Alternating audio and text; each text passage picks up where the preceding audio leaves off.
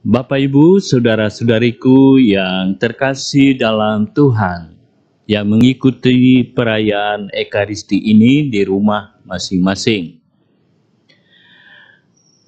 Dalam bacaan-bacaan hari ini, kita akan bersama merenungkan apa yang kita bisa petik dari Injil, kedamaian atau kebahagiaan surgawi versus kedamaian dan kebahagiaan duniawi. Kita umat manusia tanpa kecuali pun pasti ingin bahagia. Tidak ada yang ingin susah. Semua ingin, ya, selama masih eksis, bisa berbuat, ya, lebih muda lagi, masih penuh semangat, tentu mau mengejar impian kehidupan untuk masa kini dan masa depan. Ya, antara lain itu, ya, sebagaimana caranya supaya tampil prima di depan publik. Kalau misalnya cewek nih, ya cewek bagaimana supaya kelihatan dia menarik, ya cantik, ya itu yang dicari, bukan hanya bukan hanya yang masih muda-muda, masih jomblo, tentu juga termasuk yang sudah ibu-ibu, ya dia akan tampil dengan cara sedemikian rupa menarik supaya suaminya juga betah di rumah, misalnya tidak suka cari-cari keluar, cari-cari alasan, ya tampil. Ya, banyak hal yang diperhatikan, diperhitungkan, dia nyiapkan dirinya sedemikian rupa. Bukan hanya soal kecantikan, tapi juga soal bagaimana dia tampil, juga tutur kata, dan sebagainya.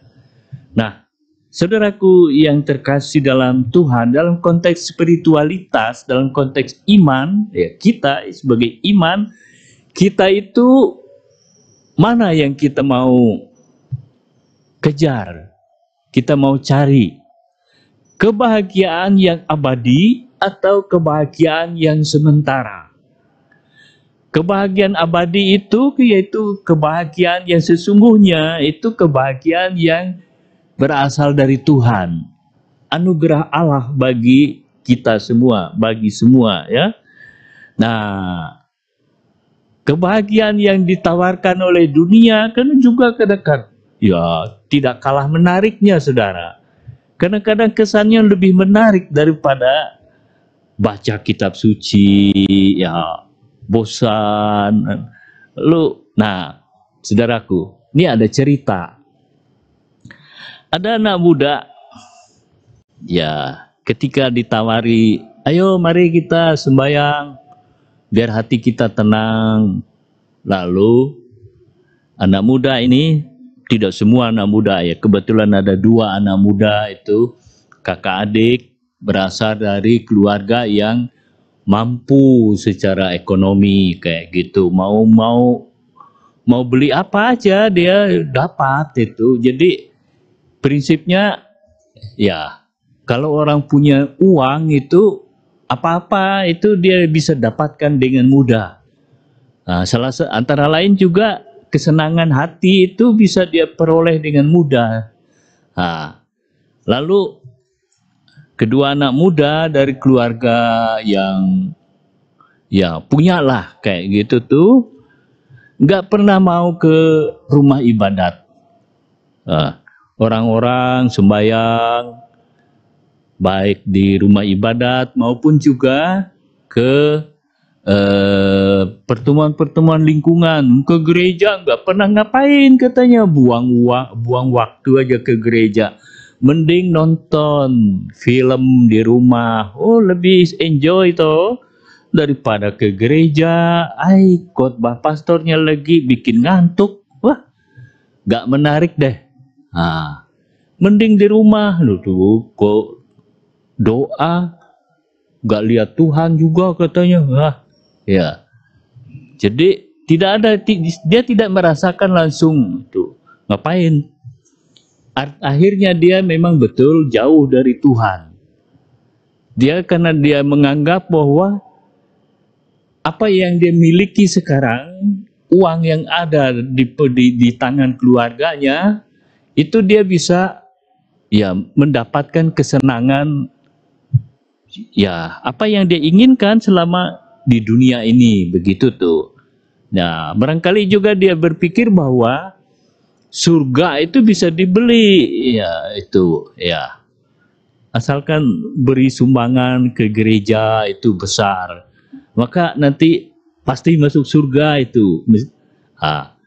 Lalu kedua pemuda yang nggak pernah belajar agama, nggak pernah datang ke gereja, apalagi ke lingkungan-lingkungan, ada rekoleksi, retret di kalangan anak-anak muda, nggak pernah mau ikut itu. Nah, suatu ketika dia pulang dari menghadiri pesta, ya.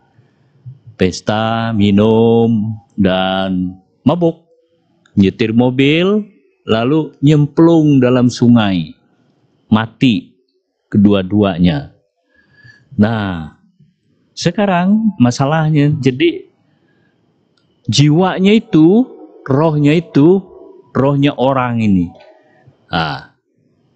Sekarang dia bingung melihat ternyata ada gapura di situ, ada tulisan pintu menuju surga, lalu sebelah kiri ini ada tulisan pintu menuju neraka. Nah, sekarang kakak adik itu diskusi, kita mau gimana, mau yang ke surga atau yang ke neraka?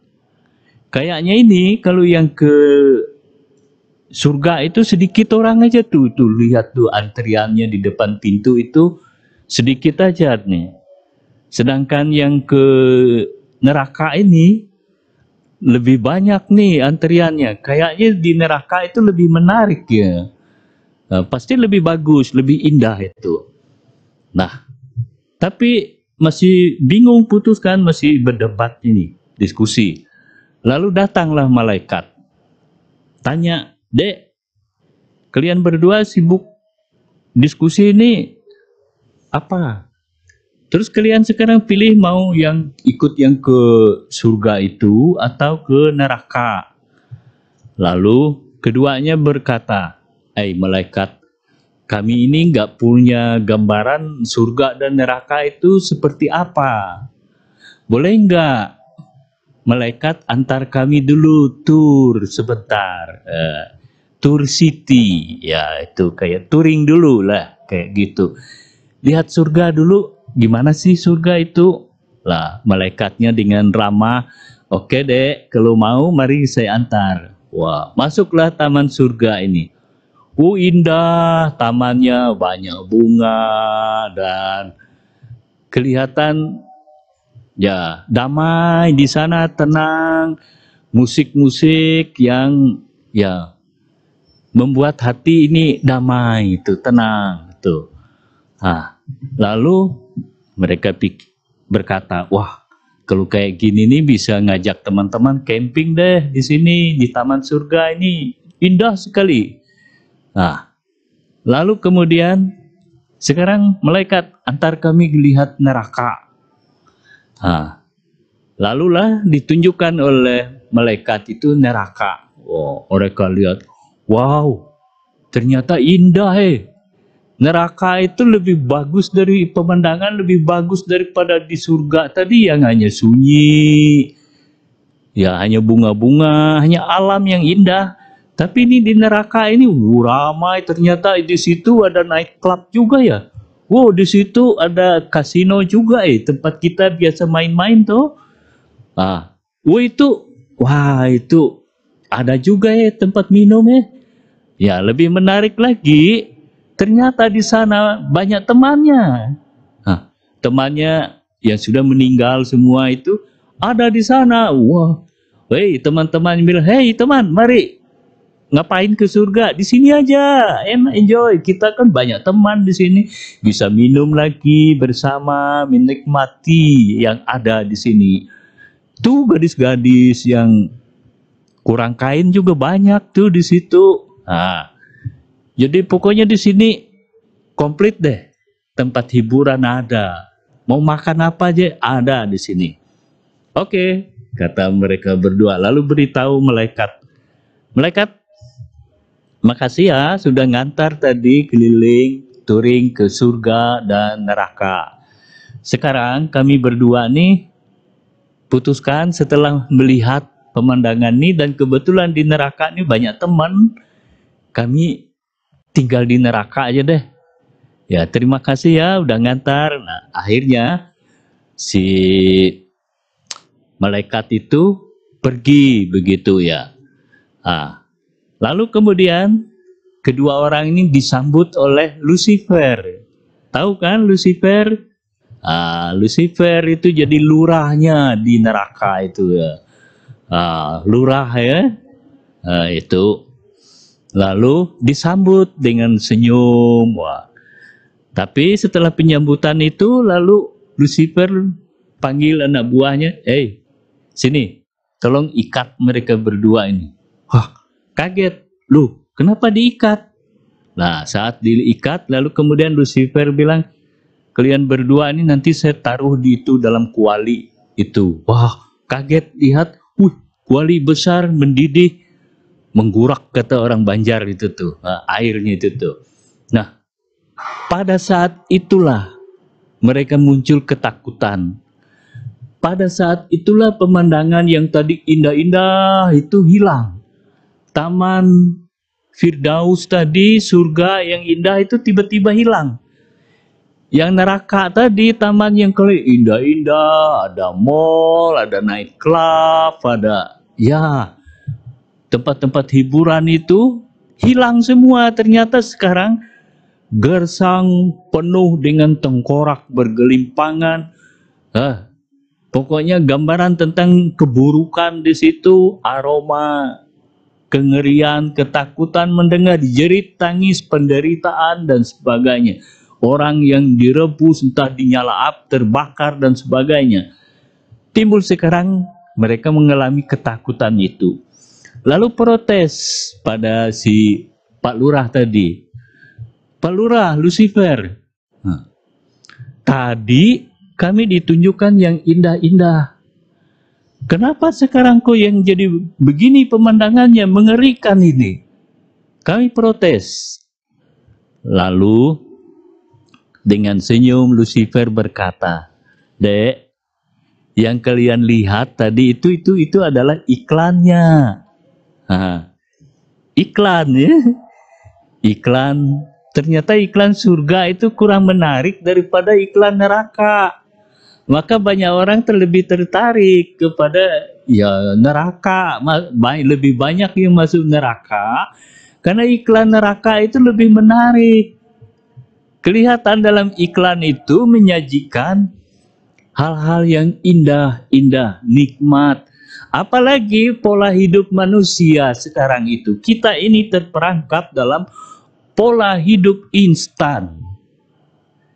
Dipengaruhi lagi ya nuansa materialistis dan hedonistis.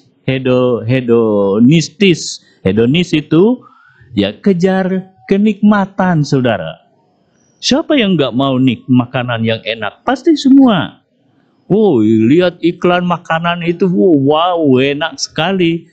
Tapi begitu kita menikmati terus-terus di situ, kolesterolnya naik, gulanya naik, hipertensinya, lalu kemudian besok masuk rumah sakit, kena stroke, kena gula, serangan jantung, dan sebagainya. Nah, Bapak Ibu Saudaraku terkasih, kita dalam tata dunia, kita sebagai murid-murid Kristus, sekarang kita pilih yang mana? Kita mau pilih ikut Yesus atau ya ikut panggilan atau namanya kenikmatan-kenikmatan duniawi. Dalam Injil tadi kita mendengarkan Yesus memberikan amanat perpisahannya kepada para murid. Yesus berkata, damai sejahtera ku tinggalkan bagimu, damai sejahtera ku berikan kepadamu, dan apa yang kuberikan tidak seperti yang diberikan oleh dunia kepadamu. Oh, ya. Secara kualitas damai yang diberikan oleh Tuhan itu pasti.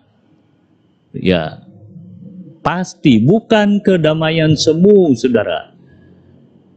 Kita ingin mengejar kebahagiaan, tapi sekarang kebahagiaan semu atau kebahagiaan abadi? Yang semu itu hanya kelihatannya aja bahagia, tapi enggak, saudara. Contoh nih, contoh ya. Orang ingin hidup enak. Ingin hidup enak, dapat duit cepat. Korupsi. Oh. Dapat harta banyak. Tapi apakah dia mengalami ketenangan di sana? Belum tentu, saudara. Hartanya banyak tapi hatinya begini-gini. Jangan-jangan besok saya ditangkap, dikejar-kejar oleh KPK, dikejar-kejar oleh petugas hukum.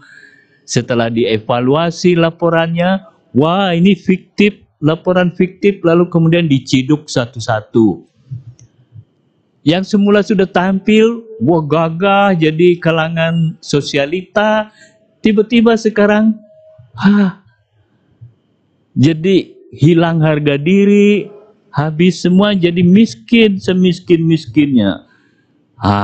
Miskin harta dan hati.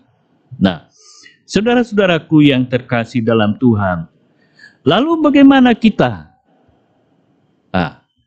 Bagaimana kriterianya? Bagaimana kita tahu ini kebahagiaan dari Tuhan yang kita mau cari atau yang ini? Gimana membedakannya? Kadang-kadang memang tawaran dari dunia itu lebih menarik daripada tawaran dari surga. Coba, di antara kita semua di sini, siapa yang setiap hari kesenangannya baca kitab suci? Ada enggak? Yakin saya hanya sedikit. Ada, tapi sedikit. Lebih tertarik itu, ambil HP, nih gini, chatting sana sini, Facebook, lalu pasang status. Wah, inilah aku. Wah, itu lebih menarik itu. Daripada baca kitab suci, ini apa ini cerita? Aduh, enggak, jadul. Kita bilang katakan kitab suci itu cerita jadul, enggak menarik. Tapi kitab suci yang sama, dia tidak berubah. Firman Tuhan dulu, kini, dan sekarang tidak berubah. Allah itu memberikan kedamaian yang pasti. Tinggal sekarang kita mau pilih yang mana? Mau pilih ikut Tuhan, menjawabi panggilan Tuhan, atau kita ikuti kemauan diri kita sendiri. Kalau kita hanya mengikuti kemauan diri kita sendiri, lalu kita terperangkap dalam, sekarang nafsu badani dan Roh Kudus. Kalau dari Roh Kudus, pasti itu membawa orang kepada perjumpaan bersama Yesus yang menyelamatkan. Sebaliknya, kalau mengikuti di nafsu, hawa nafsu, dia hanya mengejar kenikmatan, tapi itu sesaat dan dia tidak pernah akan puas. Dia tidak pernah akan puas. Dia akan mengalami kesepian terus-menerus. Saudara, ada sepasang kekasih, sang pria pujaan ini menuntut ilmu di kota lain, di pulau lain. Lalu si ceweknya di rumah saja. Lah, karena kadang-kadang sinyal nggak lancar, komunikasi pun jadi kurang. Lalu si ceweknya merasa kesepian terus. Karena kesepian lalu dia berselancar nih. Berselancar di dunia maya nih. Akhirnya ketemu teman. Teman itu ya di udara, ketemu di udara, lalu kemudian janjian kopi darat. Bertemu di darat maksudnya minum kopi ya. Ya awalnya ngopi dulu, habis itu ya terserah Anda. Lalu ternyata sang suami ini kan lalu kemudian dia juga ingin tahu aktivitas sang istri ini gimana. Dia lihat, dia belajar teknologi informatika itu, lalu kemudian dia menemukan, tanggal sekian, nih jam sekian, istriku ketemu dengan orang ini, janjian dengan orang ini, besoknya ketemu dengan ini, lusanya ketemu dengan ini. Ternyata istrinya punya 8 pacar. Wah, dan lalu kemudian satu-satu giliran itu ketemu kopi darat. Lalu diinterogasi, gimana? Pisah dampaknya. Suami nggak mau, istri saya nggak setia, dia main terus. Lalu ditanyalah, kenapa kamu lakukan itu? Kesepian. Nggak enak, sepi. Karena sepi, lalu cari kenikmatan keluar, cari teman, bincang-bincang. Seringkali itu kita problem dalam rumah tangga, lalu kemudian lari keluar, curhatnya keluar sana, enggak diselesaikan di dalam ini, keluar dia, apalagi di medsos, makin heboh lagi. Saudaraku terkasih, 2 pilihan itu, kita mau damai yang tetap, damai sejahtera yang sungguh-sungguh tanpa ada resiko, damai yang ya betul damai, kita tidak ada ketakutan karena kita percaya Tuhan selalu menyertai kita. Hidup jujur meskipun kelihatan susah, tapi kalau kita jujur lebih berharga di hadapan Tuhan. Kita kaya, tapi kita memperoleh kekayaan itu tidak dengan benar, tidak jujur, maka kebahagiaan itu menjadi kebahagiaan semu. Kita tidak akan merasa damai. Akhirnya sono di neraka. Tapi kalau kita sungguh-sungguh mengikuti ajakan firman Tuhan, tadi berkata bahwa kalau kamu percaya kepada Aku, kamu mengikuti, menghayati ajaran perintah-perintahku. Yesus berkata kepadanya, para murid, barang siapa ingin mengikuti Aku, hendaknya dia memikul salibnya dan mengikuti Aku. Meninggalkan pola hidup lama, meninggalkan pola mengejar kesenangan sesaat, mempercayakan hidup pada Tuhan, kita akan mengalami damai yang sesungguhnya, damai di hati. Dan itulah damai yang kita cari. Dan keselamatan masa depan itu pasti ada di tangan Tuhan. Bukan di sini, tapi berada di sana dalam kemuliaan abadi bersama para kudus di surga. Amin.